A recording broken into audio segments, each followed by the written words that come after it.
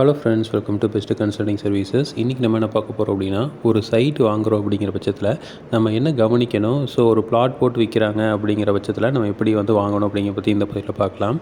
So first நம்ம ஒரு plot போட்டு விற்கிறாங்க அப்படிங்கிற பட்சத்தில் நமக்கு அதில் எந்த ஒரு வில்லங்கம் இருக்காது அப்படின்னு நம்ம நினச்சிக்கிறோம்.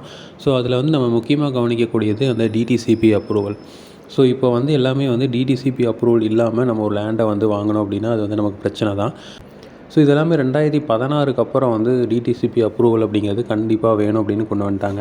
ஸோ இந்த டிடிசிபி அப்ரூவல் அப்படிங்கிறது என்னென்னா, ஒரு பிளாட் போடுறாங்க, ஒரு 2 ஏக்கராவை பிரித்து பிளாட் போடுறாங்க அப்படின்னா அதில் கவர்மெண்ட்டுக்குன்னு ஒரு ரிசர்வ்டு ஏரியா கொடுக்கணும், பிளேயிங் ஏரியா கொடுக்கணும், கமர்ஷியல் சைட்ஸ் கொடுக்கணும். ஸோ ரோட் ஃபெசிலிட்டிஸ் இந்தளவு கொடுக்கணும் அப்படிங்கிறதுக்காக அந்த டிடிசிபியில் அப்ரூவல் வாங்கணும் அப்படிங்கிறத கொண்டு வந்தாங்க. ஸோ இப்போ நிறையா பேர் பிளாட் போடுறவங்க எல்லாருமே இந்த டிடிசிபி அப்ரூவ்டு லேஅவுட்னு போடுறாங்க. ஆனால் அது உண்மையாக பொய்யா அப்படிங்கிறது நமக்கு தெரியறதில்ல. ஸோ நம்ம அந்த நம்பர் சும்மா ஏதோ ஒரு நம்பர் காட்டிடுறாங்க, நம்மளும் சரி அப்படின்ட்டு வாங்கிடுறோம்.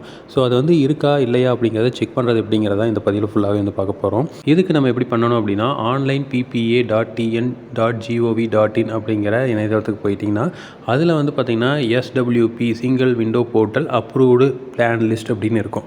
ஸோ அதில் நம்ம உள்ளே போய்க்கணும். அதில் உள்ளே போயிட்டு டிபார்ட்மெண்ட் அப்படின்னு இருக்கும். அந்த டிபார்ட்மெண்ட்டில் பார்த்திங்க அப்படின்னா ரூரல் பஞ்சாயத்தா டவுன் பஞ்சாயத்தா டிடிசிபியாக இருக்கும். ஸோ டிடிசிபின்னு செலக்ட் பண்ணிக்கணும்.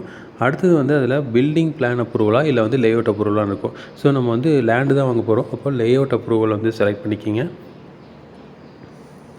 அடுத்து டிஸ்ட்ரிக்ட், நம்ம எல்லா டிஸ்ட்ரிக்கும் வரும். ஸோ அதில் எந்த டிஸ்ட்ரிக்ட் நம்மளுது அப்படிங்கிறத பார்த்து கொடுத்துட்டு எந்த வருஷம் அப்ரூவ்டு வாங்கியிருக்காங்க. ஸோ இப்போ நம்ம ஒரு பிளாட் வாங்குகிறோம் அப்படின்னா அதை அவங்க சொல்லியிருப்பாங்க எந்த வருஷம் அப்ரூவ்டு வாங்கியிருக்கோம் அப்படின்னு சொல்லியிருப்பாங்க. அந்த அப்ரூவ்டு இயர் போட்டிங்க அப்படின்னா சர்ச் கொடுத்திங்க அப்படின்னா நமக்கு எல்லாமே வந்துடும்.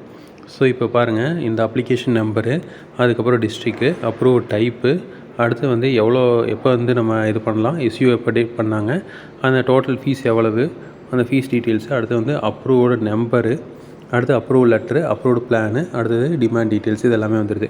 இதில் இந்த அப்ரூவ்டு பிளான் அப்படின்னு இருக்குல்லங்க, அதை நீங்கள் செலக்ட் பண்ணிக்கணும். ஸோ இது நம்ம இந்த எந்த ஏரியா நம்மளது எதுன்னு பார்த்துக்கணும். ஸோ ஏன்னா அவங்க கொடுப்பாங்க, அப்ரூவ்டு நம்பர் கொடுத்துருவாங்க. அந்த அப்ரூவல் நம்பரை வச்சுட்டு நம்ம எந்த பிளாட் அப்படிங்கிறத பார்த்துட்டு ஸோ அதை நம்ம டவுன்லோட் பண்ணிக்கணும். டவுன்லோட் பண்ணிவிட்டு நம்ம சைட் ஏரியா என்ன இருக்குது, கரெக்டாக இருக்கா அப்படிங்கிறது எல்லாமே செக் பண்ணிக்கலாம். இப்போ டவுன்லோட் ஆயிடுச்சு. ஸோ இப்போ பாருங்கள், இதுதான் சைட்டு.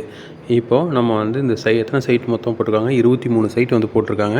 23 சைட்டில் இருக்கிற நம்பர்ஸு இது எல்லாத்தையும் நம்ம பார்த்துக்கணும். இதோட அளவு பார்த்துக்கணும். ஸோ இங்கே இருக்கிற அளவும் அவங்க சொல்கிற அளவும் ஒன்றா அப்படிங்கிறதையும் பார்த்துக்கணும். ஸோ ஒரு சில டைம் என்ன பண்ணுவாங்க அப்படின்னா அளவை மாற்றி சொல்லுவாங்க. ஸோ இதுதான் அப்ரூவல். ஸோ இந்த அப்ரூவலில் இருக்கிற நம்பர்ஸை மட்டும்தான் வரும். இப்போ இதில் நமக்கு ஏதாவது ரிசர்வ்டு சைட் கொடுத்துருப்பாங்க. இங்கே இருக்க பாருங்கள். ஸோ இப்போ இதில் என்ன பண்ணியிருக்காங்க, டான்ஜெட் கோக்காவது, அதாவது டான்ஜெட் கோனா நம்ம எலக்ட்ரிசிட்டி போர்டுக்கு இவ்வளோ கொடுத்துருக்காங்க. அடுத்து பொது உபயோகம் எவ்வளோன்னு கொடுத்துருக்காங்க. இந்த சைட்டு நம்ம தலையில் கட்டினாலும் கட்டிடுவாங்க. ஸோ இதையெல்லாம் நம்ம பார்த்துட்டு தான் வாங்கணும். ஸோ டிடிசிபி அப்ரூவல் இருக்கா அப்படிங்கிறத இப்படி செக் பண்ணிவிட்டு அதுக்கப்புறம் வாங்குங்க. ஸோ செக் பண்ணாமல் அவங்க ஒரு நம்பர் சொல்லியிருக்காங்கிறக்காக வாங்கினீங்க அப்படின்னா பின்னாடி நம்ம சிரமப்பட வேண்டியது வரும். ஸோ இதே மாதிரி இன்ஃபர்மேஷன் உங்களுக்கு தொடர்ந்து வேணும் அப்படின்னு சேனலை சப்ஸ்கிரைப் பண்ணுங்கள். தேங்க்யூ.